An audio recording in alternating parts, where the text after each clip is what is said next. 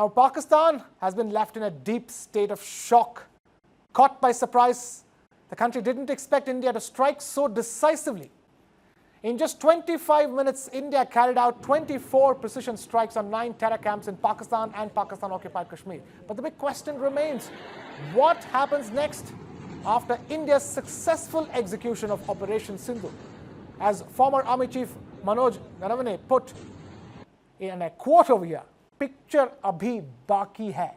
And it looks like this is surely far from the end of the story. What options does India have? India can keep the diplomatic pressure alive on Pakistan. It can strangulate Pakistan by cutting the flow of water to Indus, and with the unnotified release of water that could trigger floods in Pakistan. India could also look at a naval blockade of Pakistani ports. Now, India can again carry out a second phase of its kinetic response, a part 2 to Operation Sindoor.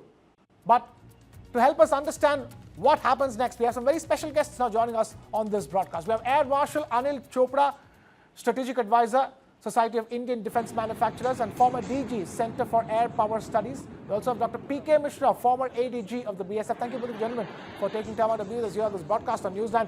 Air Marshal Anil Chopra, I'm going to begin by asking you a straightforward question. The big question on everybody's minds is, what happens now? What happens next? And that, social media post by former Army Chief M.M. Naravane, which said, "Picture abhi baki hai," is certainly telling us of things to come. Krishna, absolutely. The action is still unfolding. We have hit only 9 targets, 5 in POK, 4 in Punjab, and we know that we have already identified 25 terror targets.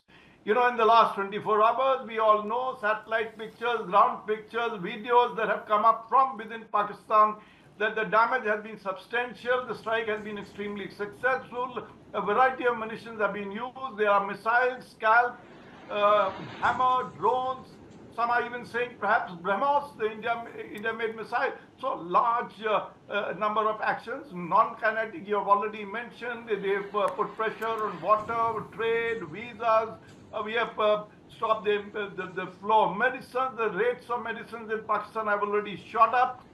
Embassy staff has been, cut down, and so therefore multiple. Their economy is already tithering. We all know that they have only $15 billion of foreign exchange reserve vis-a-vis $680 billion for India. So we can actually bleed them through many non-kinetic means. The economy, you cannot sustain more than 4 to 5 days of continuous shelling, which is already taking place on LOC.